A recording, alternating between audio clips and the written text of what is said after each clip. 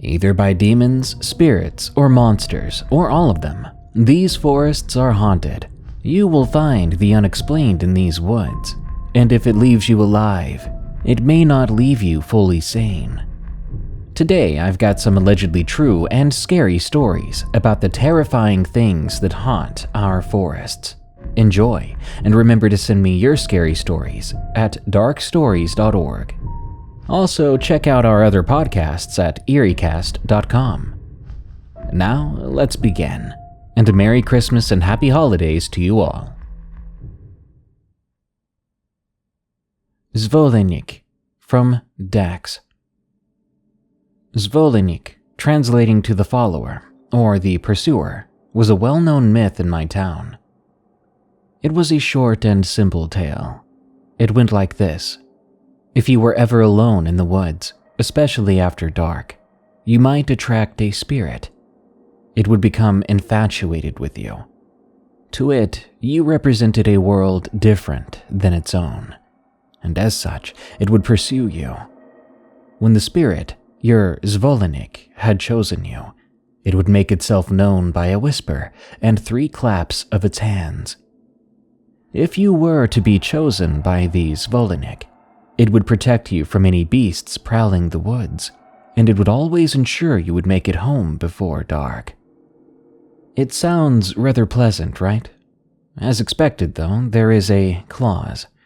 It would always follow directly behind you, and should you ever turn around while it was following you and look upon it, it would steal you away and drag you back with it into the realm beyond, from where you would never return. That's how the story goes, anyway. I never looked much into it. Little tales like this enriched our small town, but they were supposed to be taken with a grain of salt. On occasion, a friend might joke about attracting a Zwolennik if we were ever walking through the woods, but that was about as far as it went, at least for the majority of my time growing up. In my last year of school, my country's equivalent of high school, I was walking home one day. I remember it being fall. The air was crisp and cold, and leaves were crunching beneath my feet. Often I would cut through the forest as it saved a good amount of time to and from school, and I'd rarely see anyone else. That day was no different, until I reached about the middle point, from where I would enter and exit the forest. I heard a strange noise. It was loud enough to pull me away from my music, so I took my headphones off, and I looked at where it had come from. It sounded like something shooting over my head, and so I gazed up, but I saw nothing. Then another noise sounded just behind me. I turned, seeing nothing beyond a few upkicked leaves, as if something had landed that I couldn't see. More leaves were kicked up, as it seemed to take off again. Then I heard something else. Children's laughter, echoing from it into the woods and towards me. Odder still, there were so many voices. It sounded like an entire class of children laughing ceremoniously, in unison. And just as whatever it was moved off, the sound lessened. The ordeal only lasted a few seconds, and yet I stood there, perplexed. I could not rationalize it. I was positive that something had been ripping its way through the forest. But how could I not have seen it? And how could it have possibly been laughing in such a way? I didn't have a clue. Still confused, I continued my walk at a hurried pace, making it out of the woods without incident. That strange encounter occupied my thoughts for most of the evening. I remember telling my partner at the time about it. He seemed convinced it was a group of children playing in the woods, but I was positive it was no bunch of kids. Of course, I had no other suggestions as to what it could have been, and so the topic was left alone. The next morning, I left home earlier than usual. If you were in my place, you may have decided to avoid the woods altogether, but I wanted to know more. The forest was very familiar to me, and the unique experience made it seem alien, despite all my hours inside of it. So, if not to make myself more secure, I wanted to go and see if I could find what I'd seen the previous day. I walked through the woods, returning to the spot where the encounter had happened. This time, though, I was actively watching my surroundings. The entire area seemed devoid of movement. Even the few leaves left on the branches were holding still. I saw nothing out of the ordinary until I neared where I'd been the day before. It was like I stepped over an invisible line.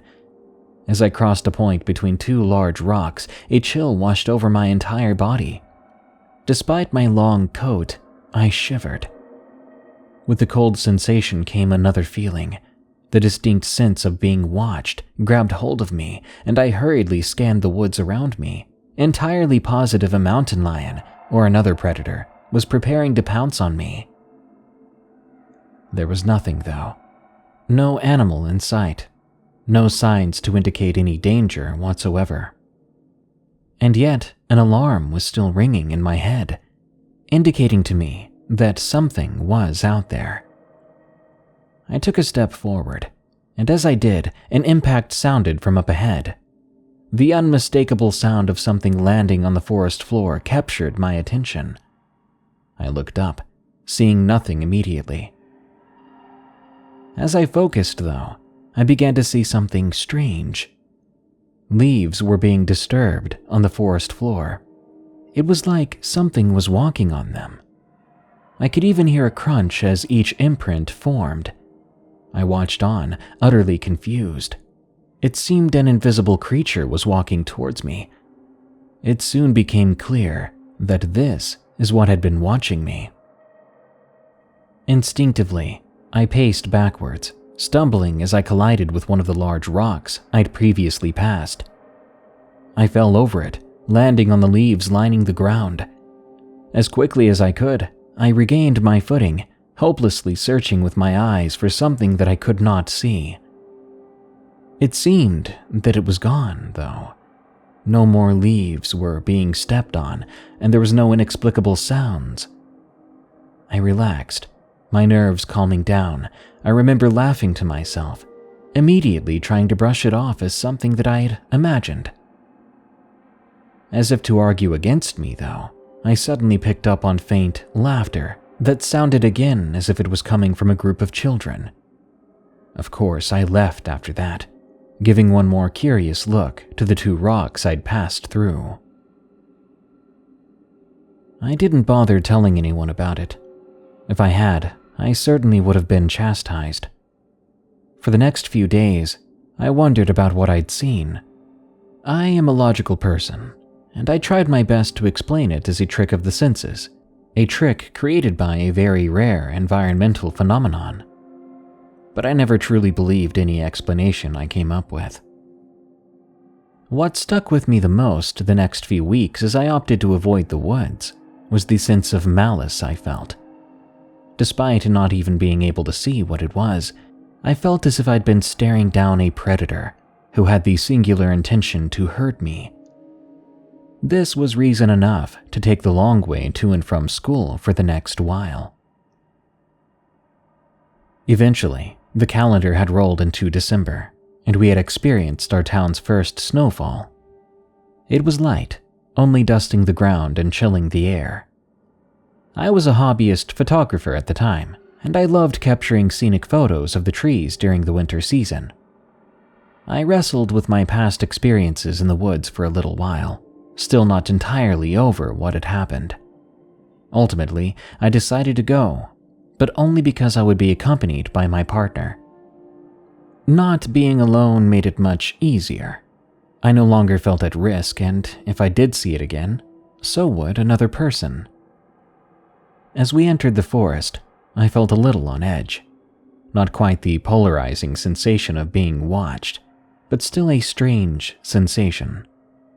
I brushed it off, intent on snapping a series of lovely photos. And I did just that. We went on a scenic tour, though I insisted on avoiding the general area where the two encounters had previously taken place. Nothing strange happened, and I finished with a camera roll of 20 or so lovely shots, even being lucky enough to capture a bird in one. When I told him I was ready to leave, he suggested we should go and get some coffee. It was cold out, with the sun already beginning to set, and so I agreed. Without much thought, I followed him as he led us out of the forest. Not quickly enough, I realized we were nearing the area I'd had the strange encounter in. I wanted to say something, but I thought it foolish. After all, cutting through would save us a few minutes, and I figured I'd be just fine with the company of another person.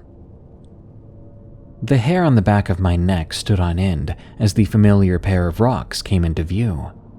They sat innocently, dusted in snow.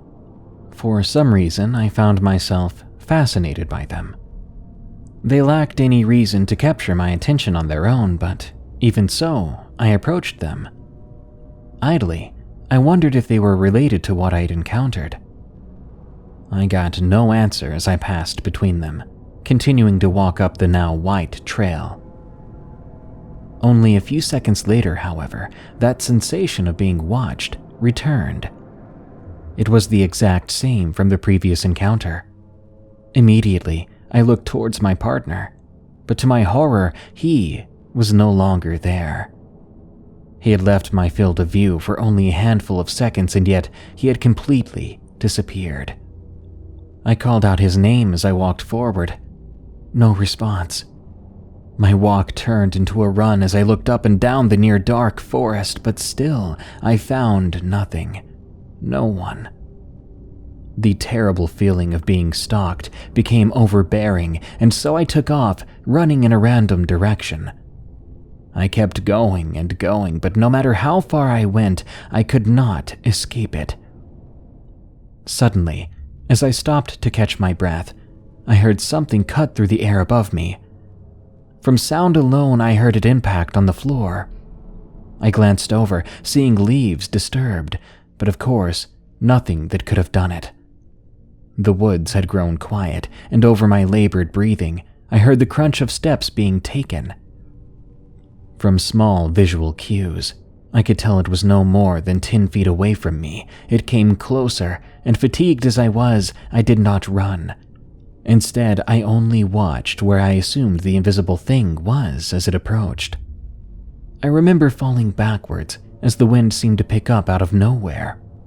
It was loud, heavy, almost warm, even despite the chill of a winter night. Within a few seconds, it died down, and then, terrifyingly, I heard my name whispered right into my ear. Dax. 3 sharp sounds followed, as if there was something large and hooved stamping the ground just behind me. The invisible entity, now only feet from me, took one last audible step forward before it, too, stopped. There I sat, convinced I was going to die, because I foolishly returned to these woods, waiting as it seemingly stood still. Then, without warning, I watched as leaves were suddenly kicked up in a flurry. It was no longer walking. It was as if it was being dragged away from me, no less. 2 thick lines in the frosted dirt were created as the invisible entity was ripped backwards, further into the woods. A sound emanated from its direction, not of children's laughter though. It was a child crying. A single male child crying. It quieted just as the disturbance of leaves disappeared. I do not know how long I waited there. Eventually, I did stand up, finding it hard to keep my balance as my freezing legs struggled to hold up the rest of my body. I had no idea what had happened, and though the feeling of being watched had left me, I realized it had been replaced with something else, the familiar presence of support. It was as if I wasn't alone, not like there was a threat, mind you. Something kind, like a friend was there with me. Then, I felt a hand on my shoulder. I wanted to turn around, believing it to be my boyfriend, but it soon became clear it was not ordinary. There was a heat emanating from the hand that seemed to cleanse the cold out of my entire body. Before I could make a move, I watched frost in front of me beginning to melt from the ground. It was inexplicable, as it was most likely below zero at the time. Not all the snow was melting either. I watched as it formed a path, a 1-foot-wide path, being slowly cut through the snow, the fresh colors of healthy grass and leaves contrasting with the icy white of the rest of the woods. Somehow totally trusting this, I followed the path. It wound and wove seemingly all about the woods, but within minutes I knew where I was again. It led just between the two rocks, the same two I'd passed through before the affair happened. The warm hand on my shoulder encouraged me as I walked forward, and finally I felt it disappear as I passed between the two rocks. Just as I did, I fell forward. The warmth and comfort I'd felt had vanished so suddenly I lost my balance. Quickly I recovered, and wanting to find out what had guided me back, I spun around, but of course, there was nothing. Looking past the rocks, there was no pathway of healthy grass, nor any entity that could have been responsible for the hand on my shoulder. I stood there for a moment, perplexed, when I heard footsteps behind me. I turned, smiling as my partner ran up and hugged me. He began to ask me where I'd gone, telling me he had panicked and was searching all around for me. With no valid explanation to give, I hugged him back. We stayed like that for a few minutes, before we both opted to leave the now dark woods. That is where my story ends. I've dwelled on it for many years, and I have a few theories as to what exactly occurred. I think the twin rocks served as some kind of barrier or gateway into a different place, for lack of a better word. I can only guess as to the identity of the invisible thing that seemed to pursue me, though I do not doubt for a moment its intentions were hostile. As for what protected me, what warmed my freezing body and guided me to safety, I firmly believe that it was a Zwolennik. Why it chose me that night, I will never know. Of course, I often find myself wondering what would have happened had I turned around and faced it with its hand on my shoulder. Perhaps I would not be here to write my story. Remember to be careful when you're in the woods. Beyond dangerous animals and landscapes, there may be other things we lack the ability to understand. Ghost Hunting Gone Wrong, from MamaBear. This happened around the time I was 15 years old. My cousin, who was down on his luck, was staying with us for a while. He had just turned 21, so of course I thought he was the coolest person ever, and I wanted to do everything he did. We would oftentimes walk 3 miles or so to the nearest gas station once my younger brothers were settled in bed, so that he could get a beer if we had nothing else better to do. The two of us were both night owls, and this was the summertime, so I didn't have to worry about school. My dad also worked nights, and my mom had passed away by this point, so it wasn't hard to keep it a secret, as it was just the two of us.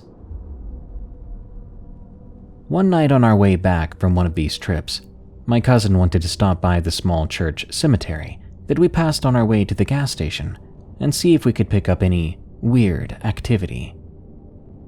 I live in a small town in Georgia, so there wasn't really much else for us to get into at this point, and neither one of us had a car. Needless to say, it didn't take much convincing, because again my cousin was quote-unquote older and cooler than I was, so I wanted to do whatever he did. When we got to the cemetery, I felt a weird vibe, but because it was such a small church cemetery, I didn't think we'd get into any trouble. After all, I'd been in a cemetery many times after dark, including on Halloween to visit my mother's gravesite. I was trying not to psych myself out too bad, but I could tell my cousin felt it too. This is going to show my age, but this was also a time before smartphones. The highest quality phone available at the time was a Razr, BlackBerry, or Sidekick, and my dad was definitely not going to spend money on something like that for me. My cousin wanted to see if we could get some orbs, but neither of our cameras were really good enough to amount to anything. So after a little while, we were about to give up. We weren't supposed to be out this late anyway. By then, it was between 3 and 4 in the morning. As we headed back to the road, I felt the air change all of a sudden, and the hair on the back of my neck began to stand on end. Now remember, this was the summertime in Georgia, so even though it was night, it was often warm and muggy thanks to the humidity. I then saw my cousin stop a few feet ahead of me, so I stopped too. Dusty, what do you see?" I asked, my voice cracking slightly and barely above a whisper. He held his hand up to indicate I should be quiet. I remember biting my lip and just freezing in place. All of a sudden, the temperature in the air around me dropped significantly, and I began to shiver slightly. "Dusty, I really don't like this. We should go home," I breathed as I started to creep closer to him. I wrapped my arms around myself, attempting to warm myself, and I remember thinking that I should have brought a jacket, even though I'd never needed one for these adventures before. As I waited for my cousin to move, or say or do something, I felt something tickle the back of my neck. At this point, I was already starting to freak out, so I jumped and turned around as fast as I could to see what it was. There was nothing there, and I chided myself for getting scared in front of my big cousin, but I couldn't shake the feeling that it had felt like fingers that had tickled me. Before I could react further, I heard my cousin let out a breath that I don't even think he even realized he'd been holding in. "Jess, when I say go, you need to run as fast as you can.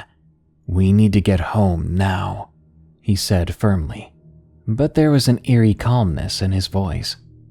I followed his gaze, and I had to do a double take. In the woods across the street was what looked to be a hooded figure walking away from us further into the trees. "Dusty, this isn't funny," I mumbled, my anxiety beginning to increase with every passing second. Before I could react any further, he said to me, "Now," and we started to sprint out of the cemetery, back onto the road. Now, I was never in any good shape, and I was not a fan of running at all, but I somehow stayed with my cousin as he ran towards our house. We were still a good mile and a half away at this point, though, and I wasn't sure I could make it the whole way at this pace. I did it, though, and as we made the last turn towards my house, we were just about to pass the horse farm on the corner, and then we would be home free in my yard. We both stopped dead in our tracks. In the middle of the road was a figure that was maybe 6 or 7 feet tall. It was just standing there in the middle of the road, its back to us, and it was pure black. I couldn't believe what I was seeing, and I was afraid that if I turned to go towards the woods, it would see or hear us. Before either of us could react any further, the figure turned slowly and lifted its head to look at us. All I saw under the hood were 2 piercing red eyes that felt as if they were staring directly into my soul. The rest was completely pitch black. I couldn't make out any features despite the streetlight not too far away from us. After a few seconds, which felt like hours, none of us moved. Eventually, the figure did turn, and he walked the rest of the way towards the street, disappearing into the woods. From there, my cousin and I double-timed it home. I remember grabbing the poker from the fireplace when we got back and sleeping with it that night, even though I didn't really get much sleep. We never did see that figure again, but I remember that was the scariest thing I've ever encountered. We lived at that house for several more years after that, and I never did experience anything like it again. I'm not sure if we upset a spirit by going to the cemetery that night, or if it was something else, but I hope to never go through anything like it again. Figure from the woods. From Russel the Menus. My grandparents have a couple of 100 acres of land in a little town called Castleton, Vermont. My friends and I go up there almost every week to ride four-wheelers or even play airsoft in the woods. Nothing out of the ordinary has ever happened until around a dark, cold night in November of 2020. My friends and I were just wrapping up our last game of airsoft, noting that it was pitch black and that we decided to get out of the woods. As we were leaving, we stepped out of the tree line into a massive field where even in the dark you could see everything. We put our guns away and we started up the vehicle when one of my friends I'll call John pointed something out in the distance. I was thinking it was a deer or a coyote. I looked in the direction he was pointing at, and I didn't see anything. "Bro," I said, "there's nothing over there." He insists and tells me to look next to the camper. As I'm squinting my eyes, trying to see what he's talking about, my other friend Sam said he saw it too. This camper can't be more than a football field away, so I'm getting frustrated not being able to see what they're talking about. Sam then said, "Oh my God, it's moving." Finally, I was able to make it out. It stood tall next to the camper, almost peering around it like it was trying to hide. Us being daring teens, we started to walk closer to it, thinking whoever it was, we could take them on. But as we get closer, so does the figure. We stop and let it move, and now it's more visible. This thing had to be at least 7 feet tall, with long arms that looked to be almost touching the ground. It just stopped and stood there, swaying back and forth, until silence took over the field.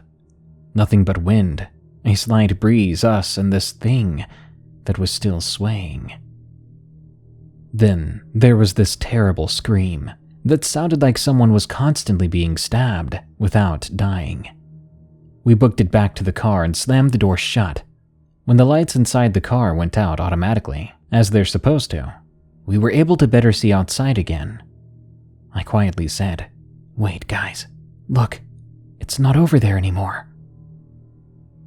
As we all stared out of the right side of the car, trying to locate it again, we heard a tapping sound.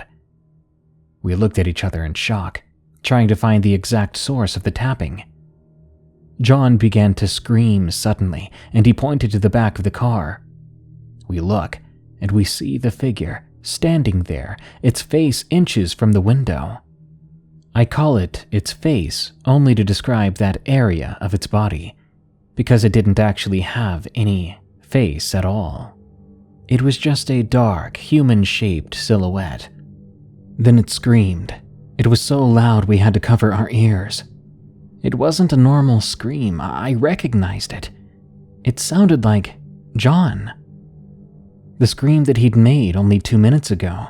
It was now coming from this figure, just 10 times louder. I yelled for Sam to step on it and get us back to the house. I quickly turned around to look outside the window to see what its next move would be. It was hard to make out, but it looked like it was waving. Not like a goodbye wave, more like it was saying, "See you next time." We got back to my grandparents' house, shaken and scared.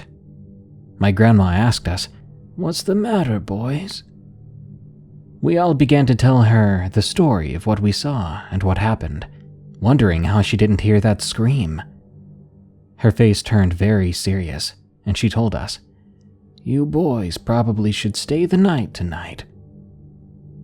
Taking her up on the offer, we agreed.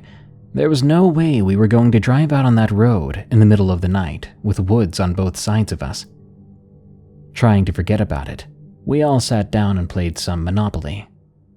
At about 10 o'clock, we'd been playing for a couple of hours when we began to hear a tap, tap, tapping. All of us jumped up and booked it to the window. We turned on the light outside, and there it was. The figure from before was back, It was standing next to the car now, clearly towering over it. It began to walk away, facing us the entire time, clearly showing us he was still there. Then it turned around and ran on all fours. Our minds were blown, each of us thinking this isn't possible. We cracked the window just a little bit to see if we could hear anything else, and all we could hear was the distant sound of John's screaming. We shut the window and agreed never to play airsoft at night again. Not out here. It's been a year now, and nothing else strange has occurred. But I know it's out there. Maybe it's watching us in those woods, hoping we stay till nightfall again. The following story is that infamous 4chan story from Korea that I removed a long time ago, but viewers have kept asking me to bring it back, so here it is for all of you to enjoy. Also, it is very much a haunted woods kind of story too. Hi, X. Long-time lurker, first time posting here. Anyone interested in Far East spooky stuff? Be me, German descent. Parents moved to Korea before I was born. Because Dad's going on business trips all the time and general parental conflict, my Korean friend's family pretty much raised me as their own. My new family is crazy superstitious, which is weird since most of the country now believes in Christianity, or at least at the time they did. I lived in the mountains with Korean family for most of my childhood, then moved to the city around high school age. I honestly didn't even consider this all to be creepy when it all happened to me. It was just a part of life. Recently I moved to the US, and whenever I mention the stuff that happened in my childhood to my new friends, they lose their crap. I guess I'll post a few and see if you guys might be interested. Here's a little background. My Korean foster family is from North Korea. They all came down during the Korean War. There's a superstitious grandfather, Christian grandmother, both maternal, the mother and father, who are friends with my parents, who always wanted to get the heck out of the mountains. There's a daughter who was my age, and was pretty much my only friend. The grandfather is the patriarch, and what he says goes. This includes all sorts of weird traditional ceremonies and rituals, and a lot of creepy hiking fishing trips. Generally, it's a pretty chill family. Lots of conflict about grandfather's superstitious bullcrap, though, and you can kinda see the mom losing her mind over the years for some unknown reason. We lived in the middle of nowhere. You have to drive like 30 minutes to reach the nearest town. Sorry if this is all jumbled. This is my first time rationally looking back and writing it down. This is about a ritual we used to do a few times every year. Apparently, there are families in the city that also perform it, but none of my other Korean friends have gone through quite what I was used to. On the death day of his ancestors, grandfather would set up a mini shrine and prepare a crapload of food. It always had to be specific kinds of dishes and had to be arranged according to color and size. After setting up the food on special tables in the living room, grandfather read a handwritten letter, generally following the lines of, "Everyone misses you. Rest well. Please take this offering of food in peace." Then burns it. He sometimes added a line about me, something along the lines of, "Please excuse the blonde boy. We're taking care of him," as the ritual is usually only performed by family. Everyone took turns bowing in a special ceremonial way. When everyone was done bowing, grandfather turned off all the lights, and everyone hid in the kitchen for about half an hour. You always have to clear your throat before walking out again, as to not startle the ancestors, grandfather says. The food was always partially eaten, utensils would be dirty, and the seat cushions would feel warm when we entered the mini shrine again. This one time, when I was about 6 years old, the mom got tired of making these specific dishes. They were very time-consuming. They took the whole day for her to make. So instead, this year, she made easier ones. Grandfather flies into a fit of rage, but we don't have time to redo everything. Do you realize what you've done? And all that. We finish bowing and hide in the kitchen as usual. But we hear rattling and banging from the living room where the shrine is. The kids are scared, so me and the daughter hold on to the grandfather while he swears under his breath. An hour later, the noise stops. Grandfather clears his throat. Then he leaves the kitchen and goes into the living room. What a mess. The dishes are overturned. Candles have been blown out, and something that looks like either dried blood or watery fecal matter, I can't remember which, is strewn about on the shrine.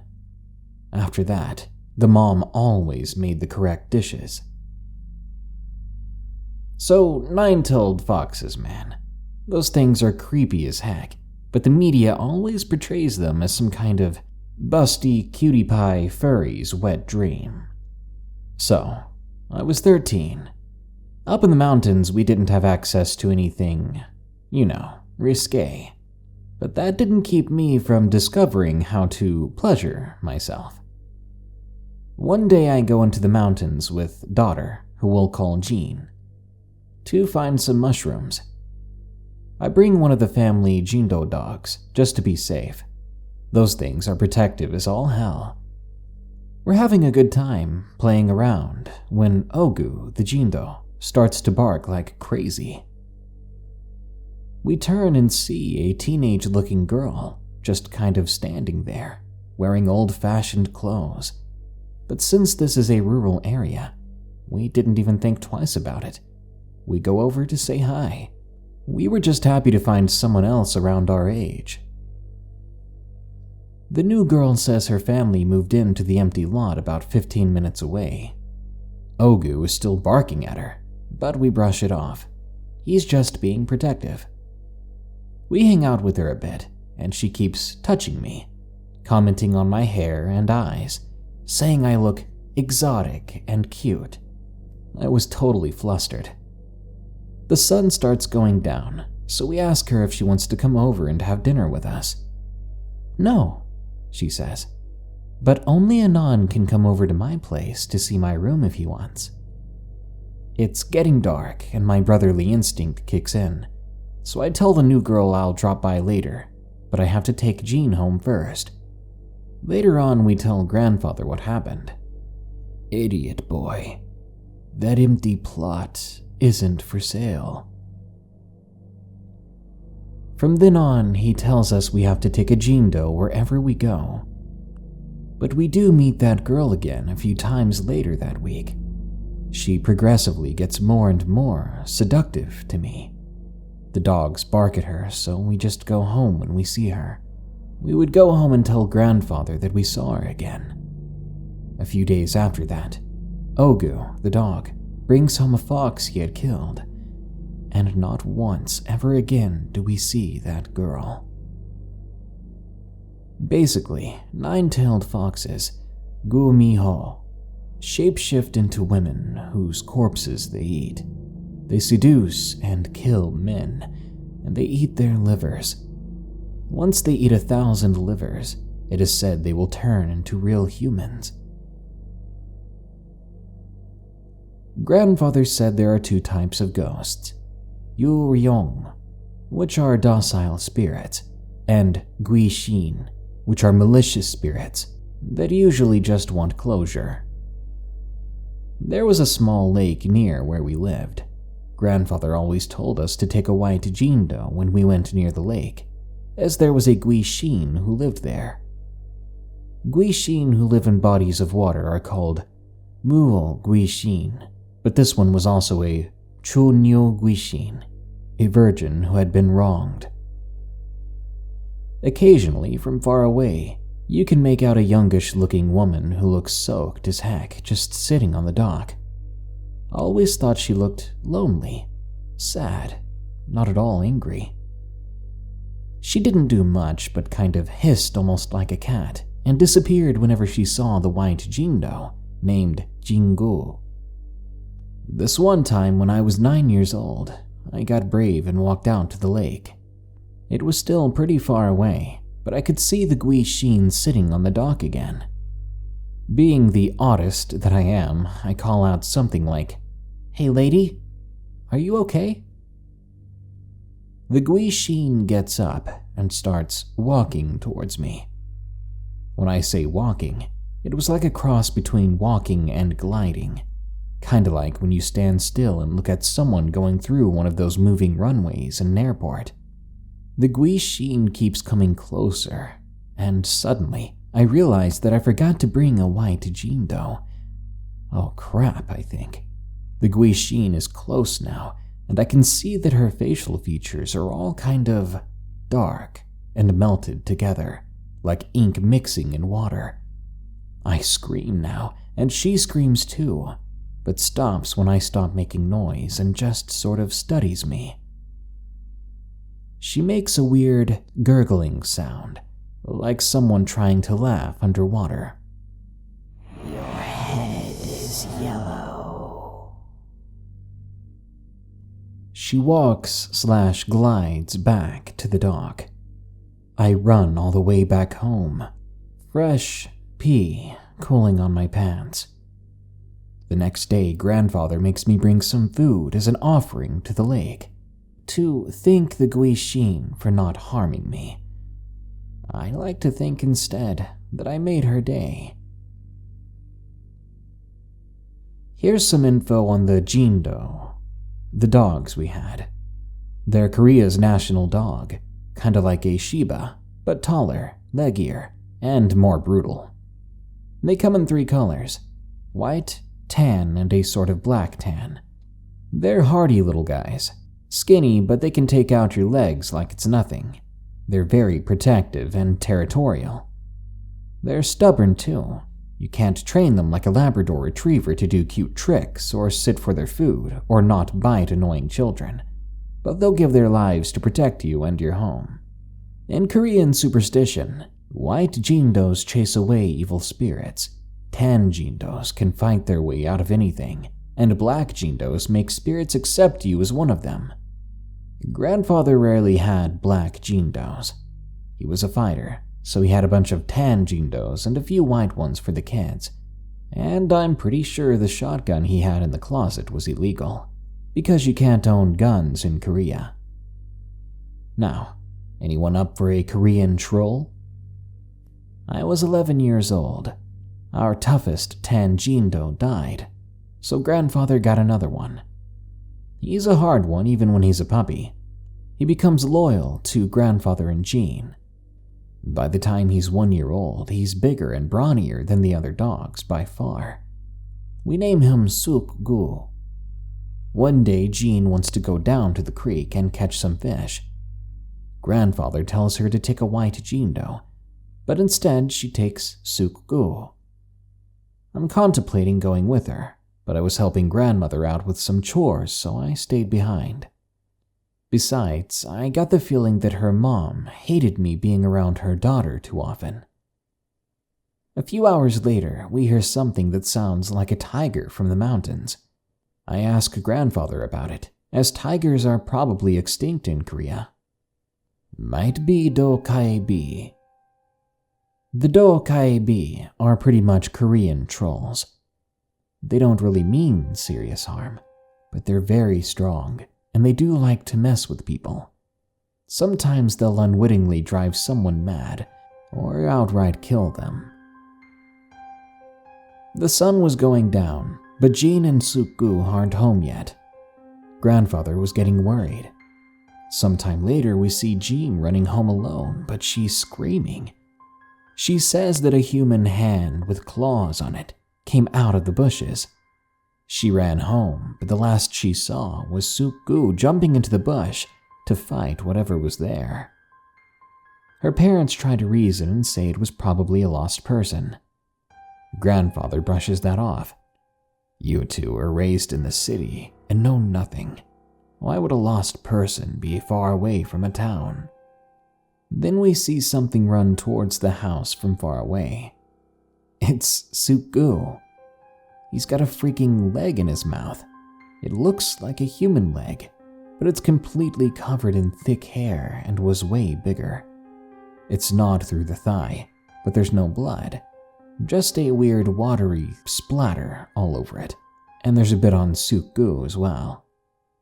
Grandfather confirms that it is a do-kai-bi and throws out the leg deep into the mountains. We put out food for the next week as an apology to its clan. They leave human-like crap in our yard as a sort of screw you for the next month. The thing about growing up in rural Korea as a foreigner is that if you run into a spirit, they're either going to be extra hostile towards you, or they're going to be so busy laughing at you, they don't even bother to try harming you. The closest school was half an hour away, so grandfather would drive me and Jean to school every morning. There were only 7 kids in the grade. Only 3 graduated. The rest either died or moved to the city. The kids were pretty cruel and ganged up on me a lot, calling me names like Yellow Monkey or Yankee or Yankee, which was funny because I'm German. Grandfather thought school was crap, so he let me skip school as long as I showed up for exams and passed them. When I was 10, he got me my very own white jindo named Baekugu. One day I went exploring the mountains and eating mushrooms. I hear something rustling in the bushes, and Baekugu starts whimpering and cowering.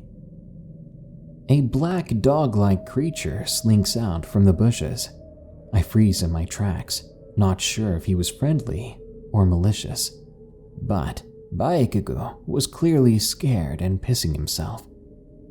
The thing looked like a cross between a big dog and a leopard, but it had a long, almost trunk-like snout, fur that looked ablaze and smoldering, although there was no fire or heat. The thing makes a snarling, growling motion, but no sound comes out of its mouth. I was convinced then that I was going to die. But then I hear a gunshot go off in the distance, and remember that grandfather had an illegal gun. Another shot goes off, this time so close my ears, my whole skull feels like it's ringing, and I swear I see a bullet whiz by. The thing chases after the bullet, and it's gone. I hightail it out of there with my dog and grandfather. What I ran into turned out to be a bull gasari. They eat fire and metal, and they're highly hostile. As this one had claimed the deep mountains as its home, we were forbidden to go that deep from then on. One thing about Korean ghosts, both docile and malicious, is that they're very much like people. You can reason with them most of the time, trick them, scare them, and even make friends. Of course, if you just want them to leave you alone, the best thing you can do is start singing, although grandfather said this could potentially attract do-kai-bi. I was 14, going to school one day because screw it. When school ended, I left my book bag in the classroom. Then I go out with Jean to throw the trash away. The school had no janitors, so the kids had to help with the work. I go pick up the bag while Jean waits outside. The teacher's standing with her back to the door, just kind of staring at the wall. I say goodbye to her, but she doesn't respond to me. I get slightly nervous, so I go up and ask if she's okay. She turns around, and I nearly soil myself, because her face is gone. Dal Gyal Gui Shin are malicious spirits that act like people, but they don't have faces, hence the name Dal Gyal, which means egg. They'll usually leave you alone, as long as you don't point out their lack of face or act disgusted. Anyway, the spirit acts just like the teacher, and it's just heading way too close to the uncanny valley now. I'm creeped out, but also kind of mad, because I was a moody teenager and I just wanted to go home. The thing started talking, and even its voice sounded like my teacher. "Anon, do you think I'm pretty?" You don't even have a face, I thought, but I don't want to anger it, because these ghosts can get vicious when they're mad. If I say you're pretty, it will say I'm lying because it clearly doesn't have a face. But if I said you're not pretty, it will say I'm disgusted at its lack of a face. I just wanted to go home and play with my goddamn dog and go fishing. So I started singing the Korean national anthem really loud. The thing began screaming, sounding equally angry. I hear the classroom door open and the screaming stops abruptly. "Anon, what are you doing?" This time it's the actual teacher. She's in the doorway. I then run home, complaining about the guishin with Jin. Things started falling apart by my mid-teen years. I believe this was because grandfather was getting old and weak, but it might be because I was pretty messed up emotionally, and particular spirits could sense it. I was 16, doing some chores around the yard when I hear familiar voices. Voices I hadn't heard in a while. My own mother, my own father. I walk towards their voices, kinda tearing up. I haven't seen them since I was 4 years old, and the only reason I remembered them were from phone calls that came only every few months. I was angry, but mostly glad. My parents were standing at the edge of my grandfather's property, calling out to me, "Anon, it's us. Let's go home now." So many things I wanted to yell at them about, but it's like I'm too choked up. But then I remembered my grandfather didn't tell me that my parents would be coming. "I'm gonna go get grandfather first," I called out. "Oh, but Anon, aren't you going to let your mother hug her own son?" I noticed something was wrong about it, but I was too emotionally shaken. I began crying and kinda stood there. The dogs were barking like crazy, and I could hear Jean calling me for dinner from the house. But my parents kept urging me to come over and give them a hug, to go home, to talk to them. "Come on, son. It's going to be a long drive home." I waited for a second. But where's your car?" They go quiet, but soon try to play it off as a joke, but I kept asking. They grew angry, began threatening me with punishments, telling me I'm breaking my mother's heart. I'm still crying, hyperventilating, not sure whether to go with them or run back home. I think Jean must have seen me and told my grandfather. He came out with a dog on a leash, who began growling. Then the old Korean man began to bellow like an ox. "Leave my grandson alone, freaking creatures." My parents let out something like a cross between a bird screeching and an old door creaking. Then they disappeared in the tall grass. For some reason, grandfather never spoke of this again, and that crap still chokes me up a little. Now here's the story of how our toughest dog died. Some relatives came to visit for the weekend. Jean's cousins come too. One is a guy about 5 years older than us. The other guy is about 2 years older. There's also a girl, but she just sits in the kitchen and does Bible study with grandmother all day, so we just ignore her. We try to get along with them at first, but the cousins are just too boisterous. They're yelling cuss words in the mountains, throwing rocks at deer. Eventually, we just let them do their own thing. It turns out while Jean, grandfather, and I went fishing, these idiots went into the mountains and found a small family graveyard. Korean family graveyards are tiny, with 4 or 5 bodies buried at most, especially if you find one in the rural areas. Anyway, these guys trashed the place, kicking down shrines and littering everywhere. They came home after they heard someone crying and got scared. Grandfather was seething, but he doesn't say anything.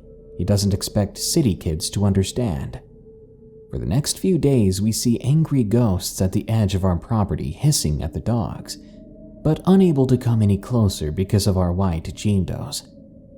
We leave offerings around the property, but they're mad and they won't stop trashing our vegetable gardens. Grandfather genuinely looks stumped. One day our most prized tan Jindo disappears. We think he may have gone hunting something, but he doesn't come home for days. Eventually we go out to look for him. A warning in this section, as it contains explicit depictions of violence against animals. You've been warned. Skip ahead about 30 seconds. So, we find his body, ripped to shreds, strewn around the trashed graveyard. His intact head is in front of the damaged shrine. Grandfather quietly covers his dog's head with a towel. He doesn't talk to us for a few days, just smokes his pipe out on the patio, staring into the mountains. I still miss that dog. I like to think he sacrificed himself as an offering to save us all. In Korean mythology, magpies are harbingers of good luck and prosperity. It's said if you hear a magpie cawing in the morning, it means you'll have a friendly visitor later in the day. I like to think that magpies acted like a sort of guardian angel to me. My room was on the second floor, right next to the persimmon tree in the garden. Magpies freaking love persimmons, and there are always a bunch of them near the house. Grandfather and I made a habit of leaving the persimmons at the very top when picking them from the tree, so that the magpies can help themselves. That happened to be at the level of my window, so I guess the magpies kind of associated my face with food and general good vibes. I come home from school one day, and for some reason I'm tired as heck, so I take a nap, but the magpies won't stop cawing. Some even banged and pecked at the window, which was unusual for them. Like an autist, I yell, "Shut up, birds!"